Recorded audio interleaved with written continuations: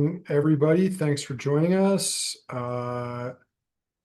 We are just finishing getting set up here.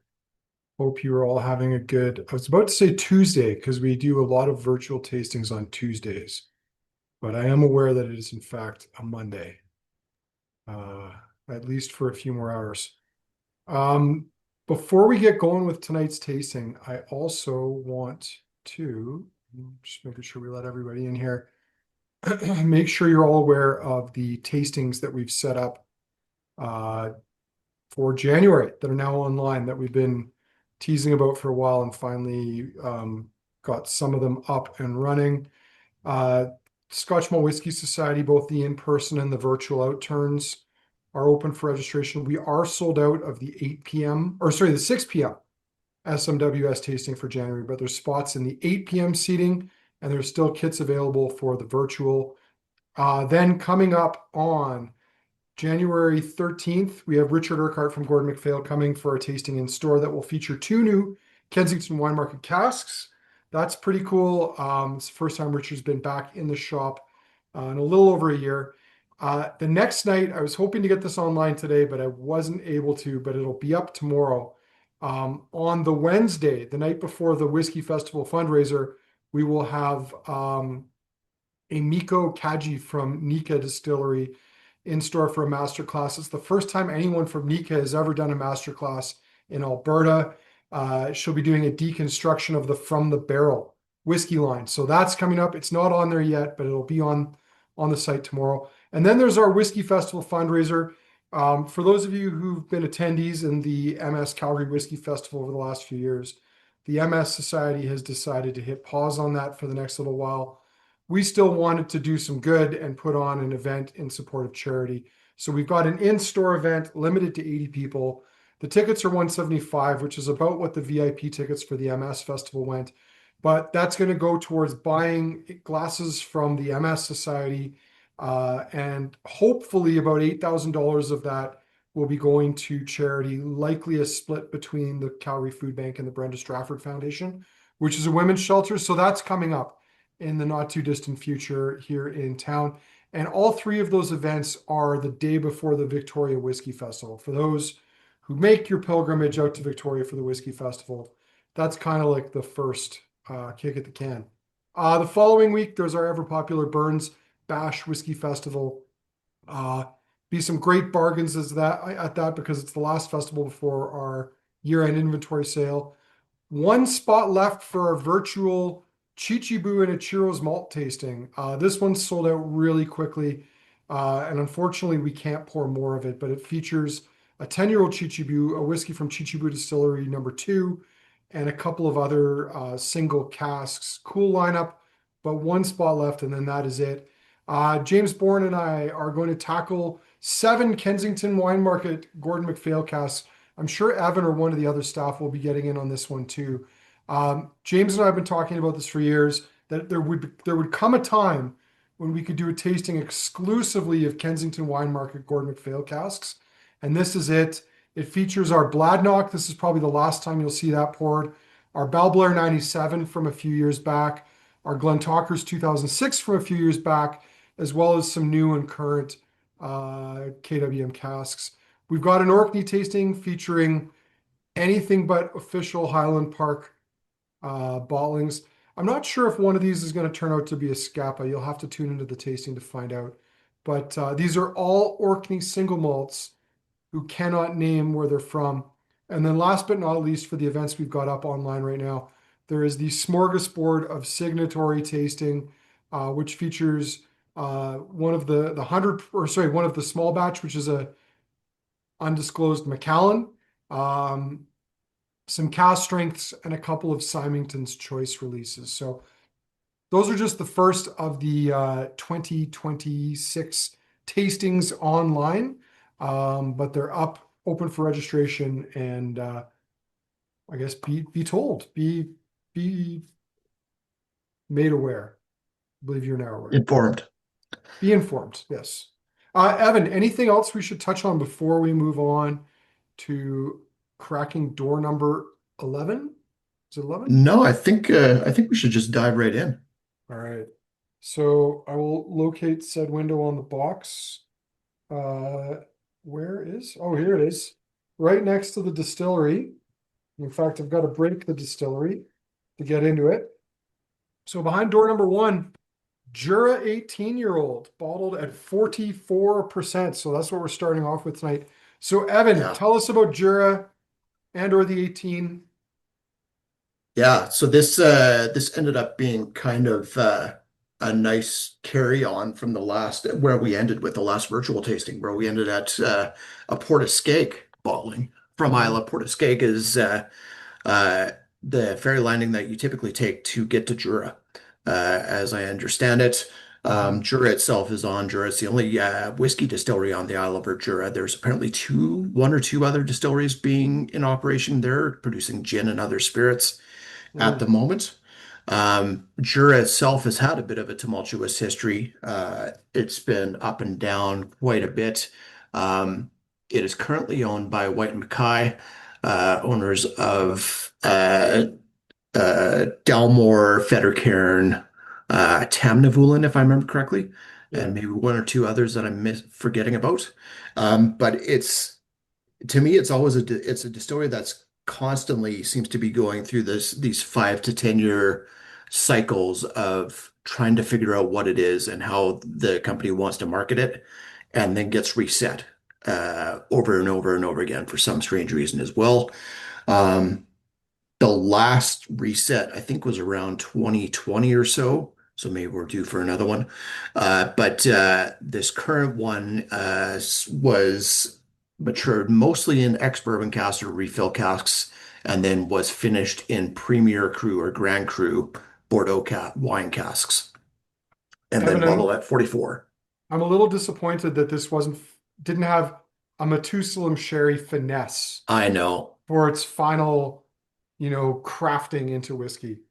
Yeah, that's I guess all of the Methuselah is currently being used or using being used to abuse Delmore whiskey. So a little bit of a silly joke there, but Dalmore and actually some Juras for a while would Mhm. have a finishing period in Methuselah sherry, which, to be fair, is like proper sherry. It's proper Solera sherry, but it's kind of like Richard Patterson's secret sauce to making a whiskey great is give it a little Methuselah sherry finesse right at the very end. Yeah, either finesse or drown it in it, one or the other. I this So yeah, sorry, The go nose ahead. on this is lovely. It's quite funky. It's got a nice cheesiness. It's fruity. Yeah. Um, I think it's fair to say, Evan, we are not always the most charitable of Jura whiskeys. No, no, and it's for me, it's kind of that whiskey again, where you never know what you're going to get. It might be peated, it might be unpeated, it might be coastal, it might have been matured on the mainland, have no Mhm. coastal effect at all. You never are quite sure what you're going to get into. I really do like the cheesiness on this one, a little bit Mhm. peppery. The red wine is there in the background, but it's not over the top, which is nice. Mhm. The Yeah, I think I hate to call it out, but part of me wonders like, does this have caramel coloring in it? Because when you get to the palate, Yes. it's nowhere near as rich as you'd expect it to be for the color. As we know, some companies, I think it's fair to say White and Mackay among them, is not Yes. afraid to um, give their whiskeys a bit of a spray tan, if you will, to make them Mhm. look a little bit more appealing to the consumer. And you know, I know why they do it. A lot of them, part of it, it's that gives consumers an appeal, but a lot of them hide behind this line that they want to have color consistency from batch to batch, which is hard to achieve. And I think the biggest problem is the industry just doesn't want to admit, probably because it's hard to explain, that every time you buy a Jura 18 or a Glenfiddich 15 or a Macallan 12, that it's not the same whiskey, that there's variance, maybe subtle or slight for some brands, but there's variance from batch to batch. Yeah. Yeah, I actually quite like this one for what it is. It is 40% 4% alcohol. It doesn't come off as like big and bold, but I mean a lot of what we're having in here is north of 50% alcohol, so that might be part of it too. Mhm. Um this I don't know what I can say about it. It's got these peppery notes. The wine casts are coming in kind of on the finish. There's Mhm. the hint of that astringent bitterness, but for the most part, it's kept in check. And that soft smoke, the fruit notes that are coming through, a little bit of orange rind, and like that, the rim of an old fashioned for me. I quite enjoy Mhm. that. Mhm. It's a little bit like a university wine and cheese party in that Yeah. the wine's not maybe the best in town, and the cheese is getting dry because it's been left out for quite a while. But yeah, I agree with you. I think the spices are nice.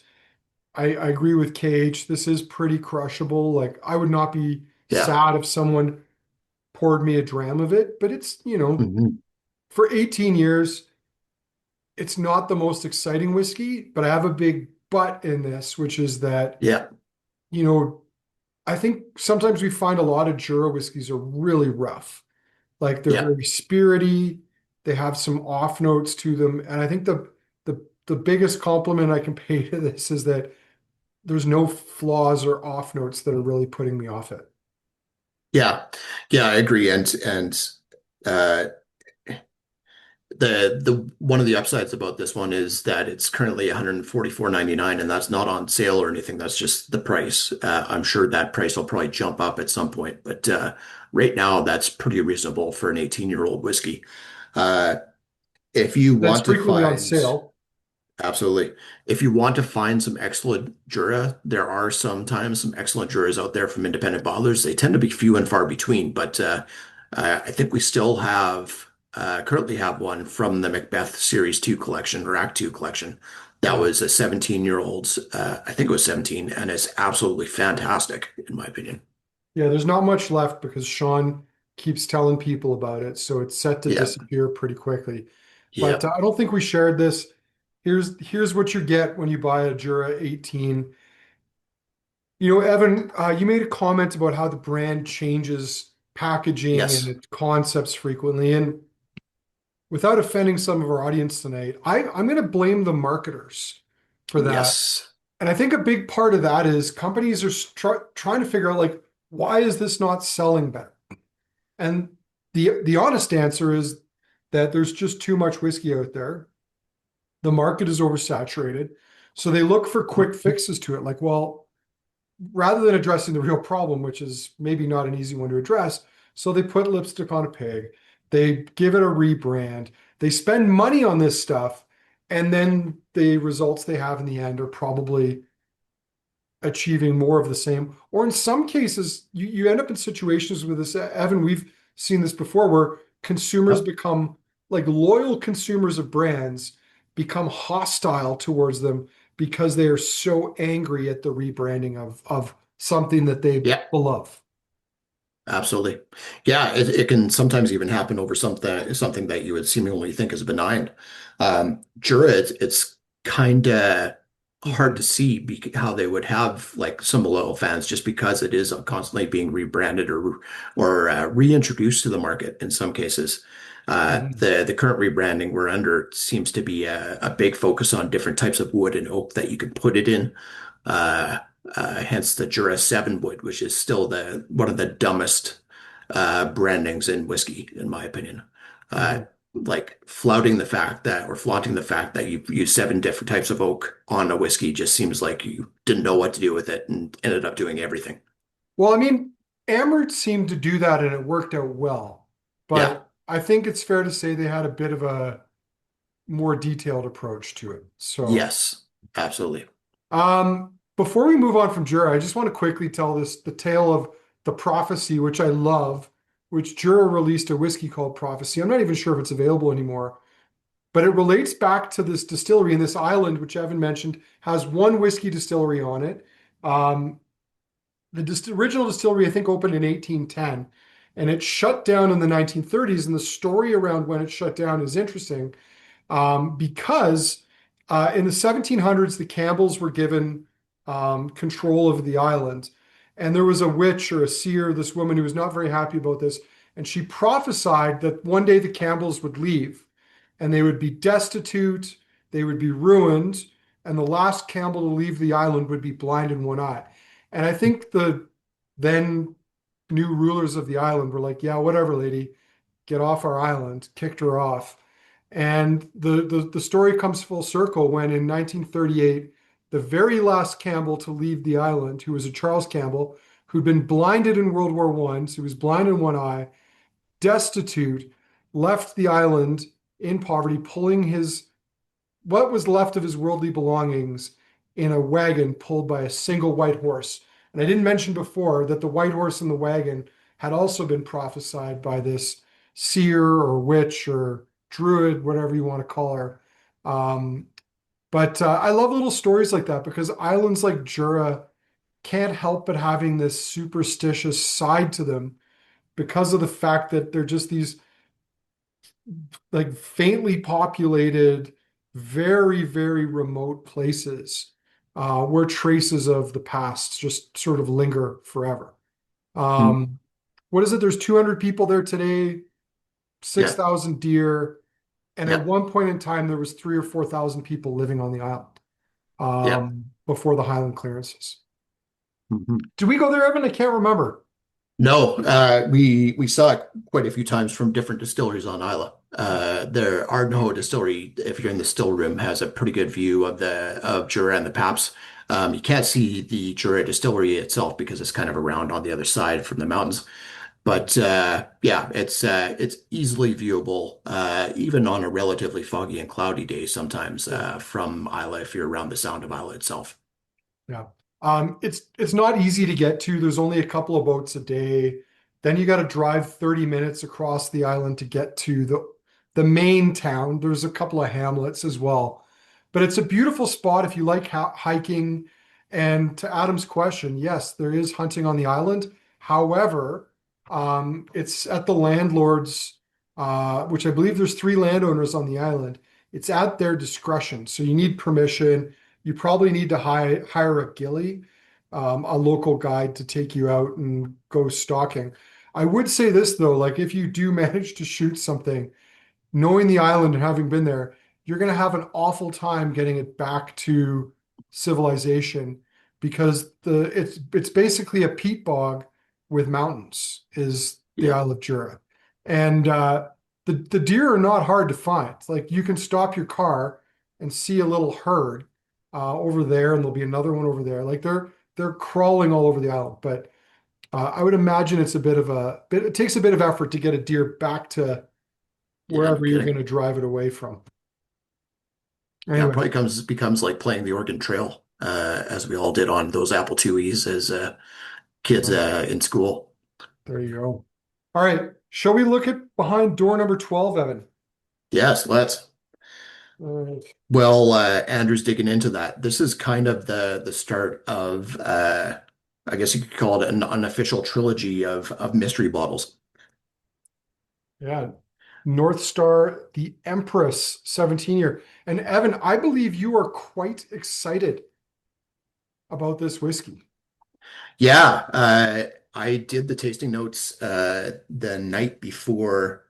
I'd written everything up, and then I did done a tasting note on it the night before I posted the blog for the day number 12, and it at the time really impressed me and impressed me to the point where I was like, Andrew, you better try this and see if I'm not crazy.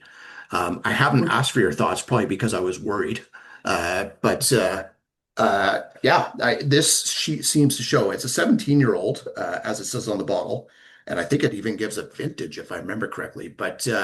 I think the vintage given is 2007? 2004, 2007, 2007. pardon me. Yeah, but there's notes on this that seem to be much older than 17 years old for me. Yeah. So, Evan, I have to confess, you did tell me that. You then put the bottle on my desk, and I proceeded to just carry on with other work and worked around said bottle, which is still sitting on my desk. Yeah, So, but I mean, I've tried it before. Like, I'm yeah. shocked that I didn't write a note for this previously. I guess I didn't. Um, Hmm. but there's quite a bit in there. Talk about the components, Evan. What can you tell us? What adds, like, let's not even focus too much on what it smells like and tastes like. Can Yeah, you fill us in on the mystery around this liquid? yeah. So this is the third bottling in the Tarot series from North Star Spirits. The first one was called The Fool, and I kind of discovered that after quite a few other people had discovered it and then did a tasting note on it and loved it, partially because it was 57.3% alcohol. Yeah. Partially was because it was, I think it even said extra Edrington spirit on that. And I thought the price on it was fantastic. The Magician 12, Tarot number 2 was quite good as well, although we didn't see as much of it. I think no, it was still available up until a couple months ago, but it's sold out now, I believe. Mhm. And then the Empress arrived, and I was definitely keen to try it out, and I'm glad we got it in the calendar so we could have a bit more of a magnifying glass over it. But this one's 43.5% alcohol, again, ex-Edrington stock.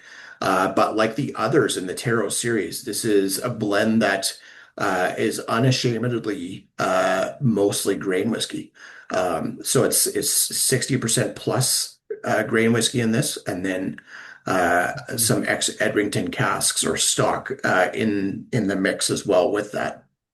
And then apparently 17 years old and the vintage date given 2007. Yeah. It's got a nice palate to it. Trying to think of what it's making me think of, but there's a savoriness to it, like a bit of Yeah. a meatiness on the finish. For me, I think it's the grain, but there's this leathery note that's coming along with the grain whiskey that again just harkens to older whiskeys to me. Yeah, that second sip, there's some really nice juicy fruits, a lot of white fruits, citrus Hmm. fruits. Um, you can pick up that gray note. There's that nice clean thread of like corn syrup or something faintly, like a really thin, runny liquid honey in there too.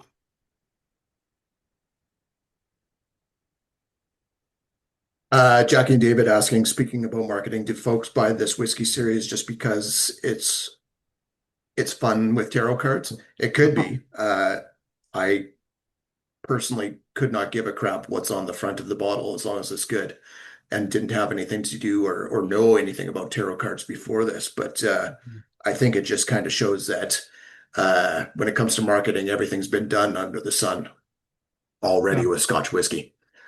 I think, Evan, I'm gonna disagree with you in the sense that I'm a sucker for a great label. I think Yeah, a great that's label fair. does, as a retailer, it's eye-catching, it can be fun.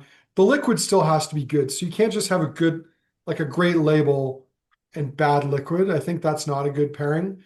And we won't get into them, but there's a number of examples of that are out there. Uh, Yeah, but yeah, oh, like on the nose, there's these really intense raspberry notes now. good call. Yeah, and it could be the Highland Park sort of park heathery peat coming through, but again on the finish, there's just this bitterness, like the slight bitterness that I'm really fond of finding Mm. on certain whiskeys. It's not over the top, but it's just there. Well, no, I agree. And I think you're right. I mean, this does have that, faint muddy peat note to it, Mhm. which is kind of reminiscent of Highland Park. Yeah, it's very tasty. I'm not sure to my taste, I like it as much as the Jura. Like Yep. going back, I love that the funkiness and the fruitiness and the cheesiness Yeah. of that Jura. But I think it's an interesting whiskey, and I think fairly reasonably priced too. $95, under Yeah. $100 for a 17-year-old whiskey is pretty good in this market. Absolutely. Question here from Zach. Do you see the whiskey marketing turning towards the wine markets and using just simple black and white labeling? I don't. And I think the reason for it is that uh, I think whiskey buyers and wine buyers are two different breeds.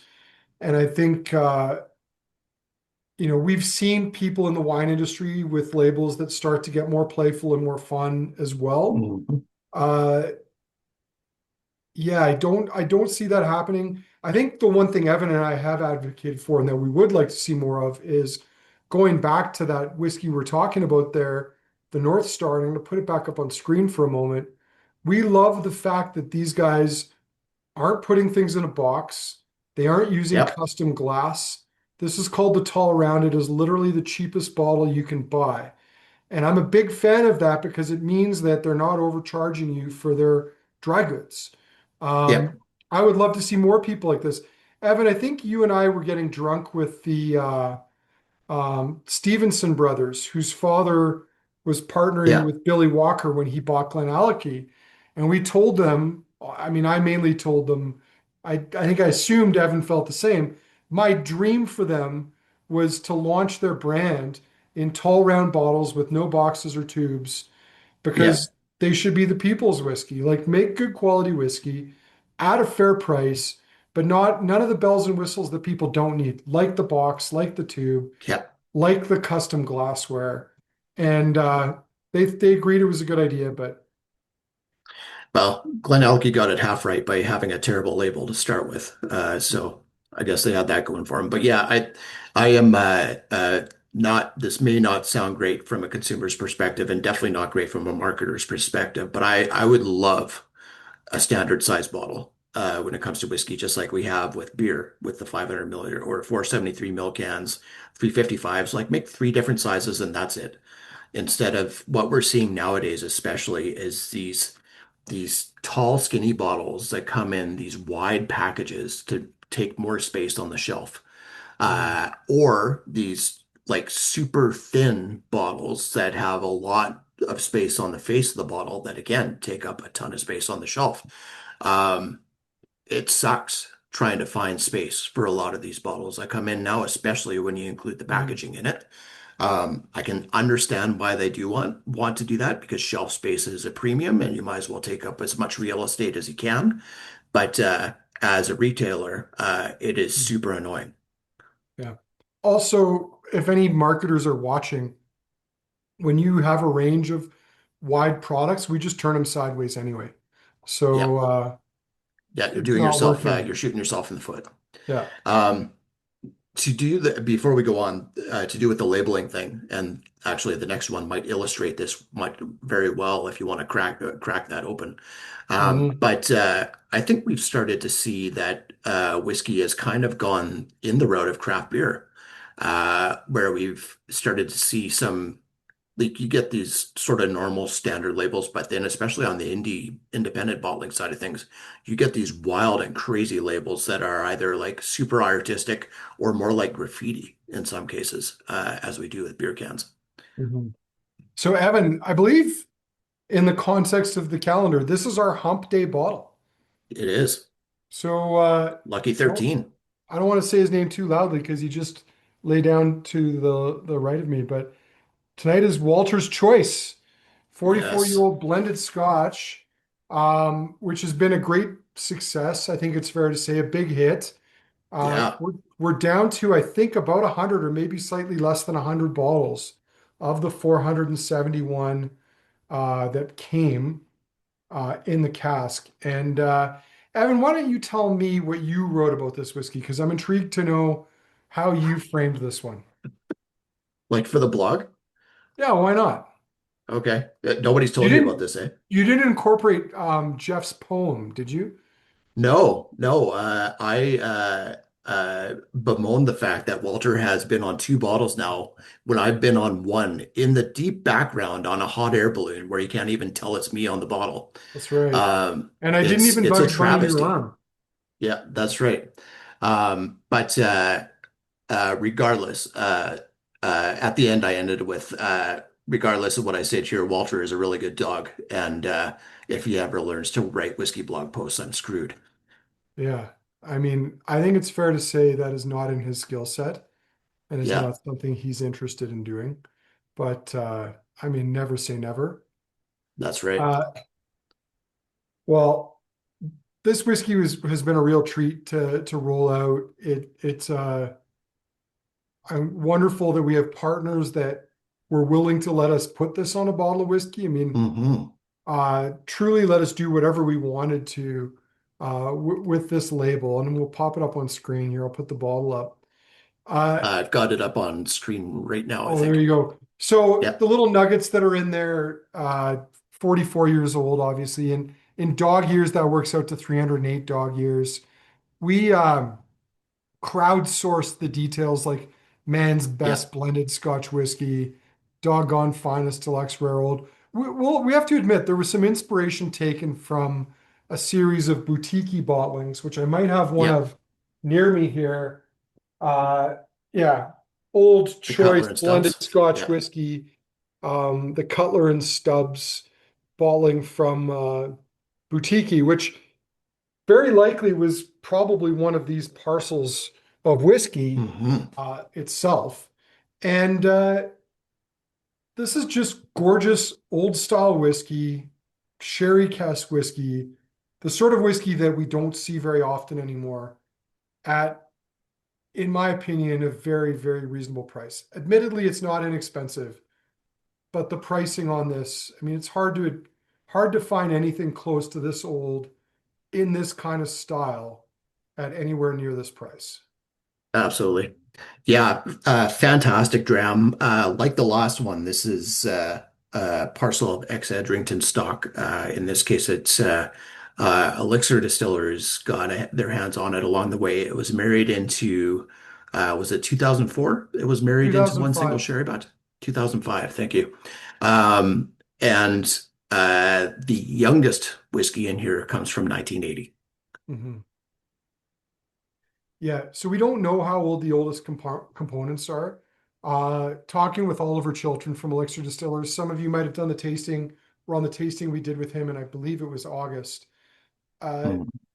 the likelihood is that the grains in this are probably from the early 70s, 72 or 74, probably from Invergordon. The malts, we know they're from the Edrington group. The most likely explanation is that this was for a famous grouse 25-year-old, which was Yep. available in 2004, 2005. And in the style of the Edrington group and how they make their whiskeys, like Macallan 12, like Macallan 18, when they go to do a batch, they take that whiskey and then they put it back into cask for what's called a marrying period. And in Macallan's case, this is fresh sherry butts. That's what they did with these whiskeys as well. But they blended the whiskey, put it into the marrying casks, and then decided at some point they no longer wanted to run with that famous gross 25-year-old. So the Mhm. stock was essentially just traded off. And it's been bottled by many people over the years, either as a blend or a single cask blend. Uh, I tried a bottling of this, I think in 2021 from Elixir Distillers that they'd done for the Whiskey Exchange for their 20th anniversary, I think it was. And I was so impressed with it. I started hounding Ollie for one of these casks. Now, he claims he found one for me. I think the real story is that he had to They convince had some. Kinder to let me buy one. Yeah. And that's essentially where we got to with this. We selected it almost a year and a half ago. It's gorgeous old style sherry. I could just nose this all night long. Tropical fruits, chocolate, candied fruit, Christmas cake. There's just so much going on Yeah. this. Yeah, it's a stunning whiskey and it gets into this style you just don't see that often nowadays. You have to get into like a 44-year-old whiskey in some cases to get it. The sort of like the young whiskey that probably clashed that sherry cask in there in its efforts to take over. And Yeah. then got to this point where it's married with those tropical notes and has still that light smoke and peat and just everything is harmonious. It's a stunning whiskey. I talked a bit about Edrington Group in this post and the last post with the North Star, how Edrington Group itself is an interesting company. They do a ton of charity work on the Scottish side of things in Scotland. They are a company that's got some older roots when it Mhm. comes to the ownership, but the company itself seems to have spent the last 25 years doing two things. The first thing they've done is really push the luxurization or premiumization of Macallan. And then along with that, they've seemed to do everything they can to get rid of everything that is not Macallan and maybe Highland Park along the way. They've gotten rid of three other distilleries over the last 20 years. Mhm. maybe four if I remember correctly. They've gotten to a point where they've gotten rid of two blended Scotch brands, Cutty Sark and Famous Grouse, and they put themselves in a place where they're now operating or partially operating a grain distillery that is probably excess to their needs unless they are planning on introducing a new blend. Mhm. Yeah, it's an interesting company. We've mostly me have said at times less than charitable things about them.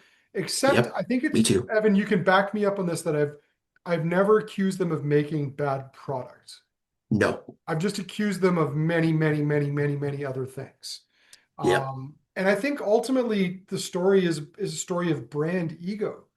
And it's brand Hmm. ego like run amok to an egregious extent. I don't know what, in fact, I'm going to Google it right now. I don't know what a bottle of Macallan 40 sells for. Uh, Yep. so I'm just looking it up to see what the pricing is on it. Yep. Well, So the 18-year-old is stupid. That's for sure. so it looks like it's somewhere around 30 grand. If that's Hmm. true or not, it doesn't matter. The 30-year-old is roughly 10 or 11 grand in our market. My question to you is how many bottles of Macallan, well, how Yeah. many bottles of Walter's Choice could you have in lieu of a single bottle of Macallan 30 or 40? Yeah. And the You answer might is have to buy out a the rest of our lot. stock. Yeah. Yeah. We don't have a lot of this left. When it comes down to it, too, as of October 15th, we were two-thirds through our entire stock of it, which was not a small amount to bring in. Mhm. But it's getting even lower now.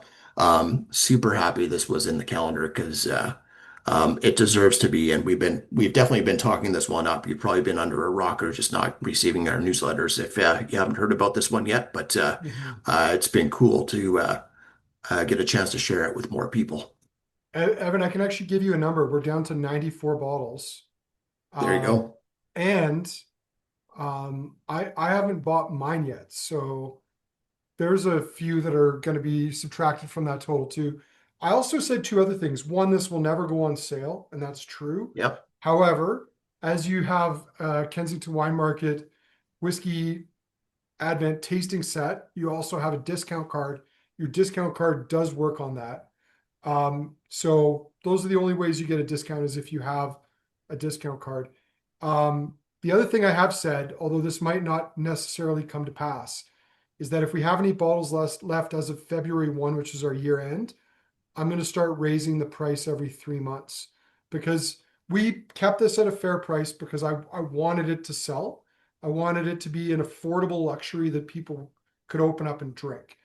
And I think giving them 3.5, 4.5 months is plenty of time to decide to buy a bottle if they're going to buy it. And if there's any left February 1, this is not a boast. They're going up in price. So We should actually when it gets down to the last bottle, we should keep that last bottle and price it at half of what the 8-year-old single malt we have is. you know what, Evan, we could do that. That would be very much like the way the Whiskey Exchange does things to Yep. keep things forever in stock and on their website. They price the Mhm. last bottle double the highest price paid in the open market to Yep. ensure that it never sells and it just sits there in perpetuity. We could also do a infinity plus $1 just for kicks too. Yeah. Anyway, well, love that whiskey. It's going to be a tough act to follow, but shall we see what's behind door number 14? Yeah. Yeah, the third in our mystery trilogy, unofficial mystery trilogy. Great. So what do we have here? We have Moonbroch Secret Highland 20 year. More mystery, Evan. Yeah. And speaking of cool labels, Moonbroch seems to do those with every single bottling they do. Usually has a space theme to it in some shape or form. Small, relatively unknown independent bottler, and are they actually they're essentially a Canadian Yeah, it's independent owned bottler. by Yeah, a chap named Andrew Shee in yeah. Ontario, who is a whiskey collector, consumer, drinker, and now bottler. And yeah, here's the label. It makes me think of that movie. Was it Interstellar? Is that the one Yeah. with is it Brad Pitt? Has no. Is it? No, it's McConaughey, the booger guy, right? The rolling Yeah, booger between the fingers guy. yeah, yeah. That That's that rolling the booger between the fingers. I think that's what he got the Oscar for, if I remember that's the correctly. reference that if you're not don't know what I'm talking about, just Google Matthew McConaughey rolling booger between fingers. You won't be Yeah. disappointed. So Secret Highland, 20 years old, 46% alcohol. That's about all we know about it. It was finished in a STR cask. Uh, no idea where this mystery malt comes from.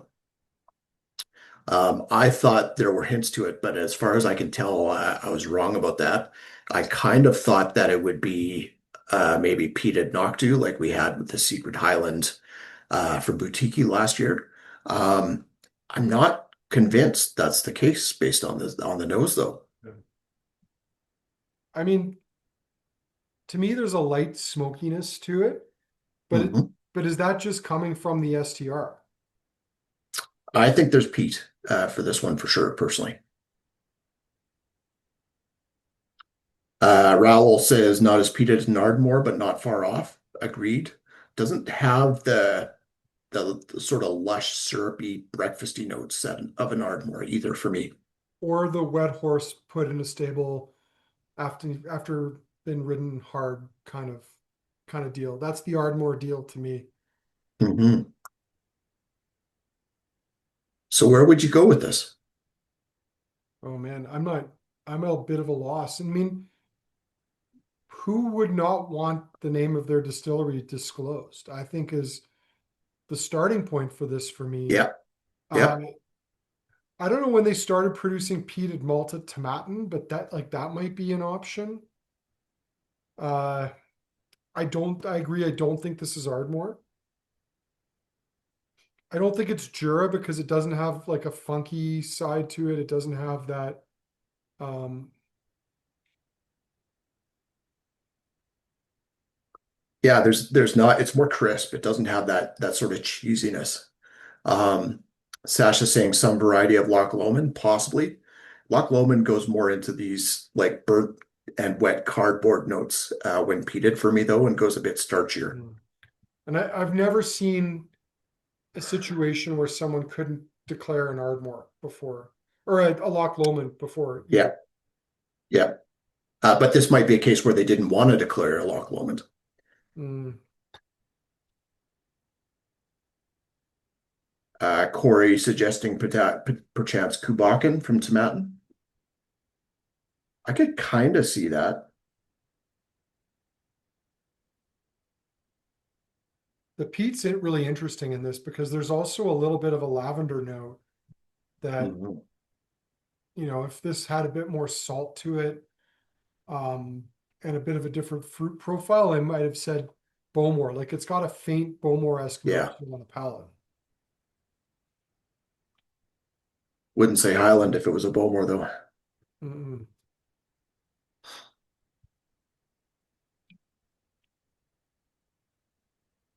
Rowell's come back to Annock. You could convince me. I just don't think it's got the weight of a peated Annock. Wild card, like could this be Talisker? I mean, Yeah, I think it's a stretch, but it's got a bit of that sort of peppery. oily heat to it on the Yeah, finish. it's more like black pepper than chili pepper for me. Mhm. Um, I think one of my notes on this was if you've ever had strawberries with some balsamic and black pepper on it, there's a bit of that to it. Mhm.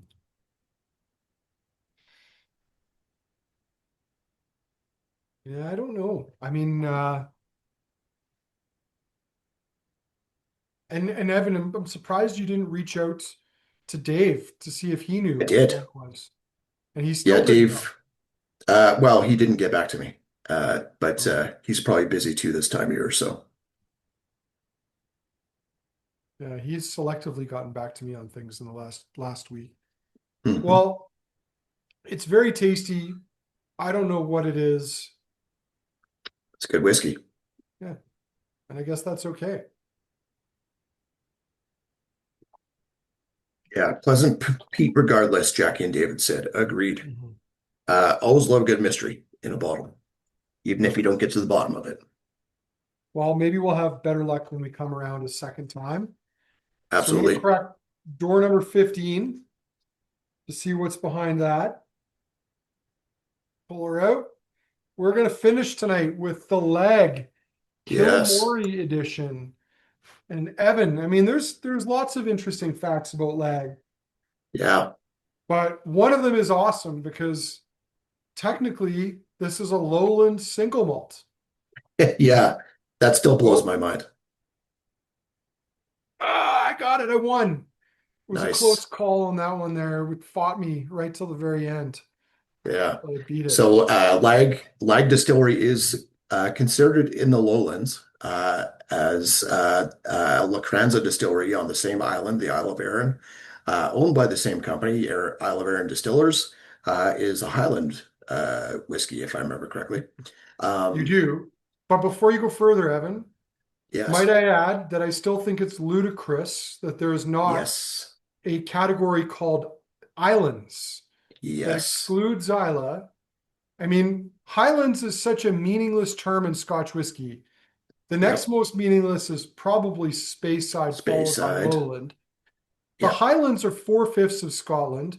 Geographically, the distilleries scattered throughout them have no regional similarities. They have different water sources, different microclimates. Um, at least islands are all on islands and are exposed to salt air. They actually have Yep. one thing in common that most of the Highland distilleries don't. Exactly. Yeah, there's such a vast different in styles within the Highlands, within Speyside too. Um, and we still get people coming in saying they prefer a Highland style malt or a Speyside style malt.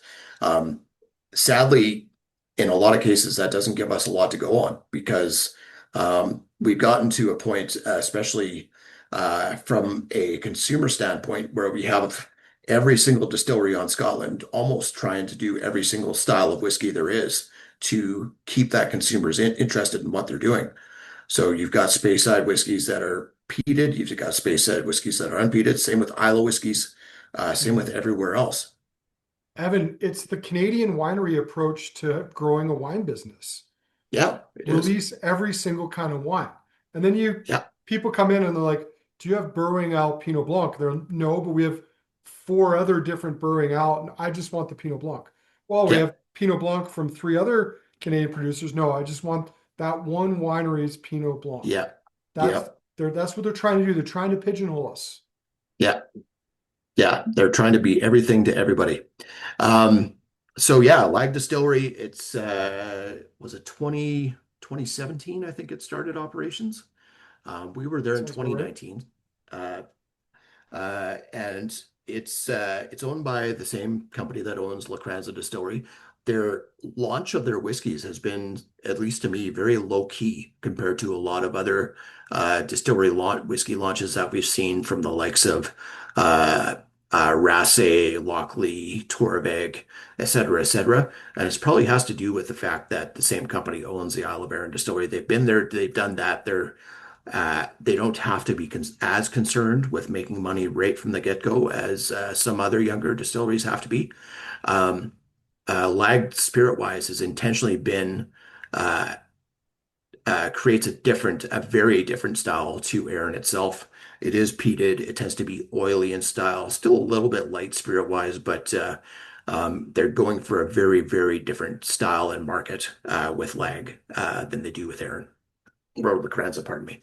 Yeah, and I think even when you compare it to peated Aaron's, like the Yeah, Mockery Moors, very there's a different. very different profile to it. Uh, Yeah.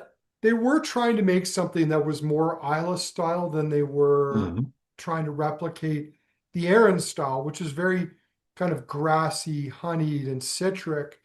Uh, you can add smoke to it, but I think they were going for something more medicinal, more smoky, and Yeah. I think they've achieved It it. And almost, yeah, it kind of ends up somewhere between Talisker and Lecheg for me. Like it's a cleaner version of Lecheg. Mhm. Uh, it still has a bit of that spiciness, but there's still probably the thing that comes off the most akin to LeCrans or Aaron Distillery itself is the ginger note that it has for me. For me, I get a lot of like apples, hay, Yeah. nice clean smoke. Yeah, Roal's is interesting. This one is a good Yoda impression there. Mhm. Young, but has elements of a tree fruit like apples. Add in hazelnuts, coconuts, and some peat. Yeah, really clean style, although it's oily at the same time. Lemon poppy seed muffins came off to me at the start. I mean, this is probably 4, maybe 5-year-old spirit at most. Mhm. And it's so clean. Like it's both medicinal and smoky, but at the same time, Yeah, really clean, really soft, loads of white fruit. Uh, yeah, they actually, although this has no impact on the flavor of the whiskey, they yes, actually do have an still apple cool. orchard right out in front of the distillery that I think one day they plan to make brandy with said Yeah, apples.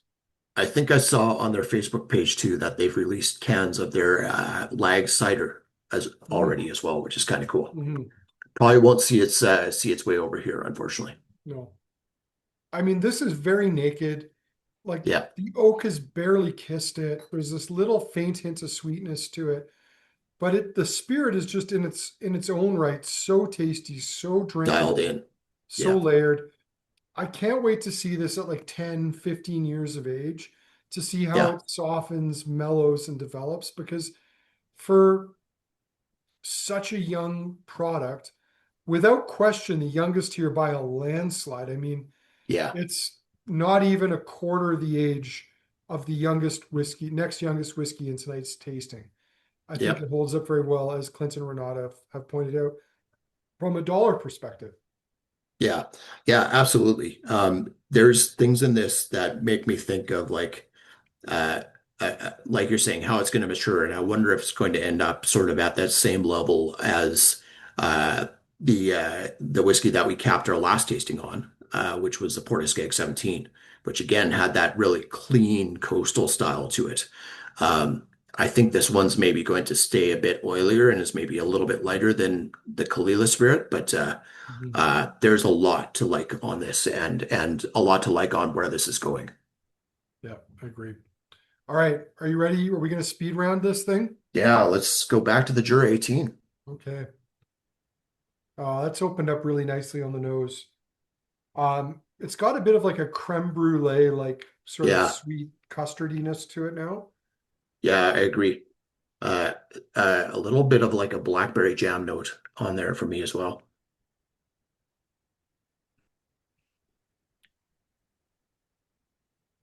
And it might be just a bit of taint on my palate from the Yeah, leg, but I almost get like a faint touch of smoke there now too. yeah. I think there is a bit of peat to this one. I don't think it's heavy. Mhm, There's a bit of nuttiness on the finish, some walnuts and almonds for me. mhm. Um, the nose is held up. The palate's gotten a bit watery, but it's all that 44%, I think, versus the rest of the stuff we've tasted. I think if they bottled this closer to 50, this would be absolutely superb. Agreed. Okay, Yeah. Empress, 17-year-old, Hmm. quite rich on the nose now. Yeah, Toffee. rich and round. A It's little bit got of like this. Go ahead. pancake syrup, like on buttered pancakes. I was gonna say it's got like an old blended whiskey nose to it. Like when Yeah. you get a young blend that's been in bottle for 20 or 30 years with a little bit Hmm. of that old bottle effect.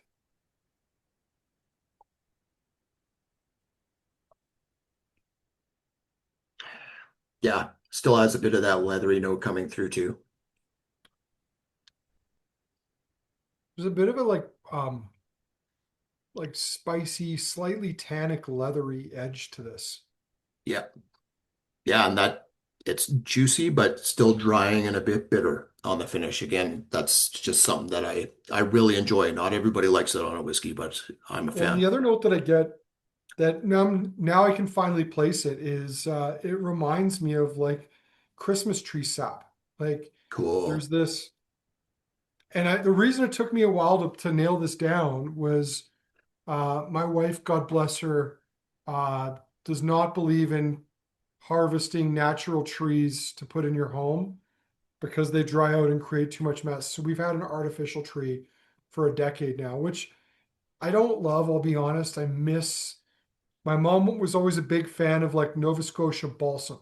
And that's what this really reminds me of is like a fresh Nova Cool. Scotia balsam. You bring it into the house, it starts to thaw out, the branches start to come down. That's what it reminds me of now. On the plus side, you're at the same place we are, where we've had fake plastic tree for quite a while as well. Mhm. Thank you, Radiohead, for the name on that. But we're apparently halfway through the carbon footprint that we need to use up Oh, what is on that our fake carbon plastic footprint? Because I trees. want to go back to having a real tree. Yeah, you got to use it for 20 years to Oh God, I got 10 years more yeah, of this thing. that's right. But on the plus side, you can always say, no, honey, we can't get another one yet. We got Yeah. to use this one up first. See, I see Steve is in a similar predicament to myself. So hang in there, Mhm. Steve. Hopefully you don't have more than a decade to go. Uh, all right, I'm back to the Walters. There's some nice, like nutty sherry tones to this now. Yeah, Christmas cake, old Armagnac, leather sofas, cigars. yeah. Yes, like a gentle aged rum note to it as well. Oh, maybe like there's a nice piece of like aged proper fruitcake, like Yeah, soaked in rum. yeah, vintage fruitcake.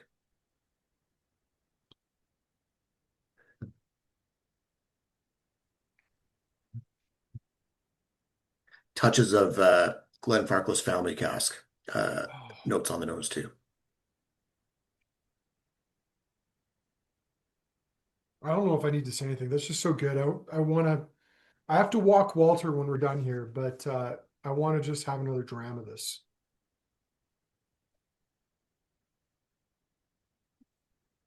All right, Glenrenata, Moonbroch. I have a tree from 1967, apparently. Their tree predates me by 11 years, Yeah, and you by more. quite a few more. A whole 13.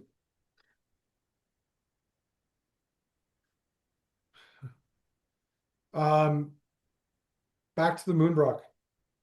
Yeah, some nice malt roasted grain notes right now for me. Getting like just a touch of farminess. And I'm just trying to go through all the distilleries that this could be from.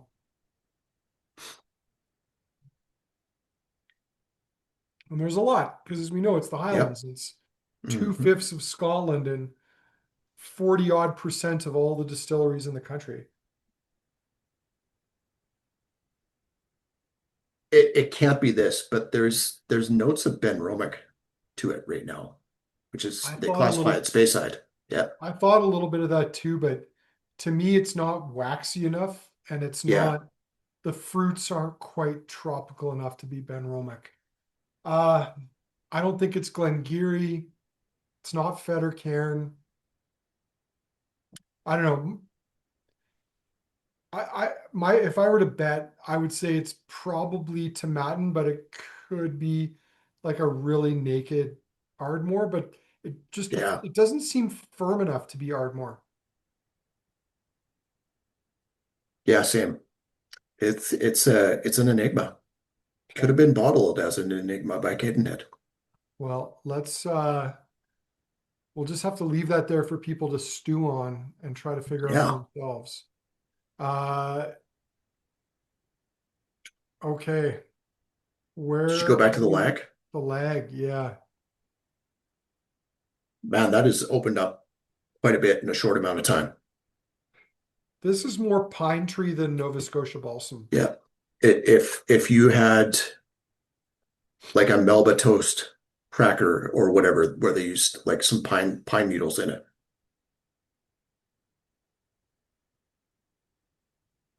still a bit of lemongrass in there too. It's super lemony, loads of malt, lots of green grass, a little bit of like fried sage leaves, Yeah. which Yeah. is something I've had to make in a recipe several times in the last year. That's a cool note. kind of reminds me, and maybe this is why I like the style so much, it kind of reminds me of a peated version of Tea and Enoch.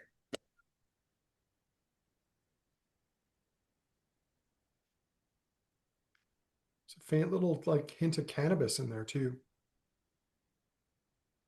Hmm.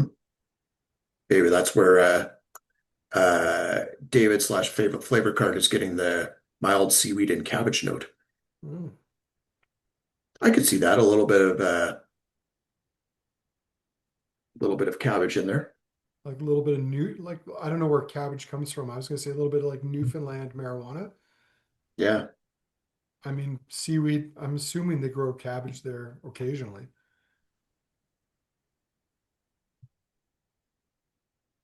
All right. yeah, just clean and cool. I mean, to me, this is just super naked. It's earthy, Hmm. fruity, lots of apple. It's not insanely complex, but it's young, and I think it's got a lot of promise. I also think that would make for a good cocktail. Like that would be a good Yeah, base whiskey in like what's it called? An amoxicillin, which is a yeah. peated penicillin, Mm. which maybe I'll go Yeah, you make. can almost use it because it does have some almost mezcal-like notes in your mezcal Negronis. Or a mezcal Rita. Yeah, Yeah. All right, Evan. Um, I know my favorite whiskey. That yeah, probably is not going to come as a big surprise here. I'm a little bit more torn as to what my second and third favorites are, but I suppose we should probably fire up the poll. yeah, there we go. Um, yeah, it's not so tough for me. Uh, the Walter's choice takes it for number one. Uh, it's there's a lot of really good whiskey in this. I really enjoyed the round. Um, the Jura 18 even is a great whiskey. I really enjoy it. It just kind of falls by the wayside versus everything next to it. Yeah. Um, that Lagg is super promising. I gotta pick the North Star Empress 17 as my second favorite. There's just something about that dram that I really enjoy, including the price. And what about your third? Third would actually third would probably be the Lagg. I think it just Yeah. slightly edges out that Moonbroch, which um, I love both as a whiskey and as a conversation piece. Well, we're fairly similar tonight, but not perfectly in sync. I mean, obviously the Walters is my favorite. I Hmm. really wanted that Jura, and I think it's just on the cusp of being great, Yeah, but it's just too thin. It's not rich yeah. enough. So it got knocked out of my top three. The Empress is my number two. But as much as I like that lag and I do really like it, I'm gonna go Hmm. Moonbroch Highland for number three Nice, because I think that nice. that showed well. And Evan, everyone has voted. There is no Wow, one who can vote who's impressive. yet to vote. That's awesome. So we'll share the results. I'm gonna go through the favorites and then I'll see what Evan has in store for uh, cheeky third question. But the clear winner round one is the Walters choice. 23 out of 26 possible votes. The Moonbroch Secret Highland came in second with Mm, two, and the Jura 18 came in third. And then second favorite, it is Lag tied with the Moonbroch, cool. followed by the North Star Empress. Walter's choice still gets a couple of second choice votes. So I think everyone except one person picked it as their first or second favorite, which I think is probably the highest ranking we've probably ever Yeah. seen in an Advent tasting. So that's high praise. Evan, tell us about the third whiskey and why don't you read us through that? Yeah, I'd love to say that the landslide pick of Walter's Choice is just because there was a cute dog on the label, but I think it's actually a fantastic whiskey as well. But for the third choice, question was, which is better, a mystery whiskey knowing what is in the bottle? Nine people voted, almost half the people voted for why decide on one or the other, give me all the whiskey. I totally agree with you guys. Uh, Second place was Give Me the Mystery. I love the conjecture and curiosity surrounding these bottles. And the other five of you disagreed. You prefer to know exactly what you're drinking. Thank you very much. Yeah. Uh, I don't mind a bit of mystery in life. I think that's because I get to try a lot of different bottles out there, but a little bit of mystery is tends to make for a lot of fun and whiskey for me. Yeah. Well, let's be honest, the most popular whiskey tonight, the Walter's Choice, is Yep. fairly mysterious. Like the Hmm. reason we know it's from the Edrington Group is that that's whom it was acquired from, Yep. because there's a date where it was put back into cask in 2005. So we can trace some some details back. Adam screwed up my logic. He voted twice for Walter's Choice. It Yep. was his Yep. first and second favorite. So two of you didn't pick it as either your first or second favorite. So Yeah. So now you're two of you don't know it, and Andrew doesn't know it, but you're dead to him. yeah, no, you know what? Unlike Nicolas Maduro or I don't know, Saddam Hussein. I don't believe in 100% averages in elections or votes because it just doesn't seem fair or sporting. So no, Well, you I heard it here first, respect folks. whichever Andrew wins. declared he's a tiny tyrant of some nation somewhere. That's right. Well, Evan, what else do we have to round this out before we wrap up for the evening tonight? Uh, for those of you that did get the Uber calendar tasting set as well, sorry again that we haven't been a bit behind on that, but the YouTube video is up. Andrew will be putting out an email for that later tonight or early tomorrow morning, I think. Um, and we will do recordings for the next two potentially tomorrow, but pretend it happened on the day of. Yeah. Hey, Evan, Paul wants us to ask why we're not going to read his essay from last week, which I think needs to be noted, had been emailed to us before we had even finished the tasting. Yeah. It was clearly done by an AI, which that's fine. I will say someone did spend a lot more time on their essay and just emailed it to me today, this morning. Oh, But it was three sentences. So there are still a lot of people that did not vote for the TNNIC from last week that are still well overdue on getting their essays Paul's accusing you of lying. Just, I mean, in. Paul, for all we know, you might be AI. yeah. So So before we wrap, I just want to point out something like the Walter's Choice tasting, the grouping of five that it was in was always going to be the most lopsided tasting because yeah. we tried to balance them for anyone who bought the individual tastings price wise to be Mhm. roughly equivalent. And naturally, in order to do that, you ended up with a bit of NAS, a bit of well, a double dose of mystery. And nevertheless, I think it was still a fun Oh lineup, man, fun tasting. I I don't think that the rest of the lineup really we can say that it didn't hold up. Like it's nothing's going to hold up to a 44-year-old, but the rest of the lineup still showed really well. And Evan, I know you won't be there this year in the flesh, but I'm going to Hmm. spend most of my time at the Victoria Whiskey Festival trying to convince Emma Cody to acquire a cast strength Jura 18-year-old for us. Nice. An That'd be cool. uncolored cast strength 18-year-old Jura. We take it without the Bordeaux cast finish as well, That's possibly. right. Yeah. What about the Methuselah Sherry Finesse?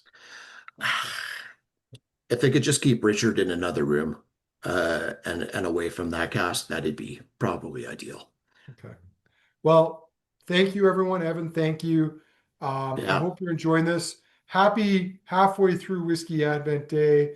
I guess Saturday is our next tasting. So, unless you've got better plans, we'll reconvene and see you Saturday evening. Same time, same place, same bat channel. absolutely. Thank you, everybody. Have a great rest of your evening. We'll see you in 5.